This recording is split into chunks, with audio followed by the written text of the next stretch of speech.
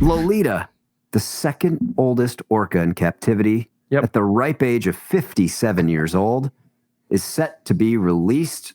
She has been in captivity for 50 years at Miami's Seaquarium. Yep. She spent 50 years in captivity, getting released at age 57. What do we think of this?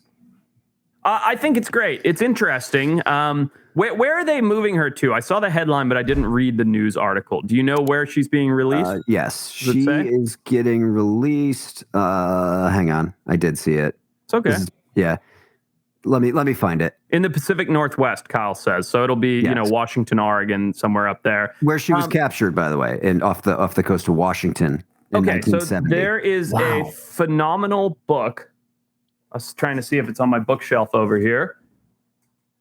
Nope, I don't see it. By Alexander Mortensen, called Listening to Whales. Maybe Kyle can pull it up. This is a plug for her book. This is a fantastic book called Listening to Whales. Alexander Mortensen. She is a scientist who studied, she moved up to the Pacific Northwest, lived on a sailboat, lived in the super remote area of islands, and studied orcas. And before that, she worked at like the LA SeaWorld thing that was there before they shut that down. There's a whole thing. The reason I bring this up is she found that, and we've talked about this before loosely, each of these orcas, first of all, they're incredibly intelligent. They have lifelong memories, and they speak their own languages, right?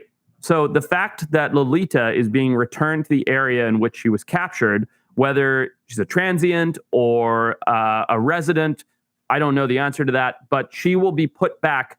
It's as if you were captured from North America, put into a zoo for 30 years, and then let back go in North America, as opposed to being dumped in the middle of the Sahara Desert in Africa, right? It's where you'd be like, okay, I don't know anybody here. I don't speak the language. I don't recognize the environment.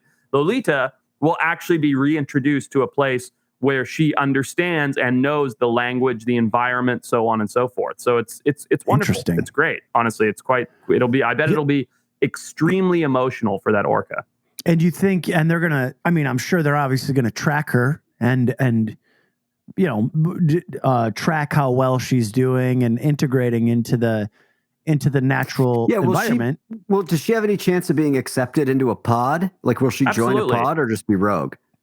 That's hard to say. I think, look, orcas are insane animals. Like there was a orca mother that went basically nuts to the point that she killed the mother of a gray whale and took the orphan baby because she needed her own baby, right? So they do insane things that is sort of next level when it comes to just behavioral things. My point being, I don't know. I think that she'll probably get accepted into a pod. I think she'll be probably a social weirdo, right? Because they are very social animals. She's just spent 50 years in isolation, only communicating with people. Like, she'll probably be a weirdo, but I imagine that they're an accepting group of animals and that they probably will bring her in. Do you think that her ability to communicate with other whales is going to be like profoundly underdeveloped?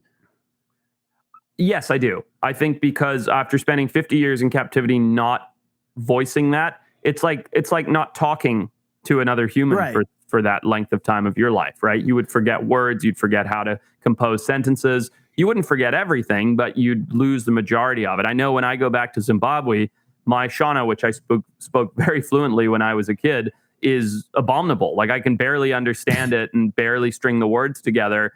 And I was But you're not smarter than an orca. No, I'm not, but I don't practice it. I speak it, for 2 weeks every 5 years, barely. It comes back quickly though, and I'm sure that would be the same for the orca.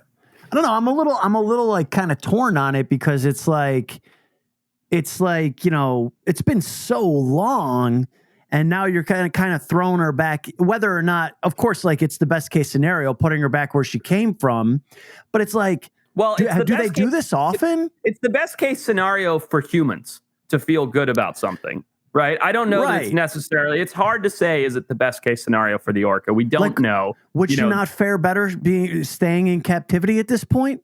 Again, this is a human anthropomorphized thing, right? Yeah. These are human beings saying, in order to make ourselves feel good, we're going to release this orca, which is going to be so great for her. I think big picture, an orca in the wild is a happier orca than an orca in captivity, even if she's become used to the captivity. So overall, I think it's a good thing. I mean, I'm sure I'm sure there are people that have put some research into this that would have answers, but it's just, it is kind of funny because you're going to take basically a domestic house cat and throw it out in the African savannah. It's pretty wild. Happens. She was captured off the coast of Washington near Whidbey Island in 1970, and I guess what's considered like the most controversial orca capture ever. They captured 80 orcas in one go that became domesticated. And I will add, the pool that she's in the Miami Seaquarium is the largest, or is the smallest pool with an orca in it in all of North America. So she's been in a tiny enclosure. That's terrible. Yeah. That's how old? What's the orca's lifespan? How much longer will she live? I think they lived to about 70. I mean, maybe Kyle can double check that. 75 years. Okay. I've heard. It's definitely an interesting scenario all around. What happened? Weird beard. What happened to your throat there? I got a little frog in it. Take a sip. Take a sip of your fat tire. Hold on, I'll be right back. I gotta go get a new one. There you go. 50 to 90 years orcas can live. Yeah, that's a long time.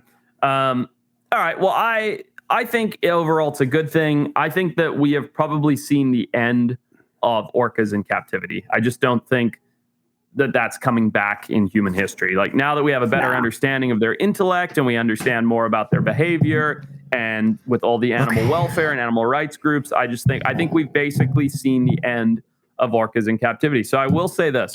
I am not anti-SeaWorld. I'm not one of those people that doesn't support those organizations. I think zoos and SeaWorld and places like that, while they absolutely do at times exploit animals, they are also filled with people that passionately care about wildlife. That's why they work at zoos and aquariums and places like that. And I think if you're not someone who's ever going to go, where is Lolita? What aquarium is that? Miami Seaquarium. Okay. If you live in Miami, go and see Lolita, because if you're never going to make it to the Pacific Northwest or somewhere that has orcas, this might be your only opportunity to personally connect with an orca. So I encourage you to go and see her before she's gone, because while I don't support keeping orcas, I do support people connecting intimately with wild animals.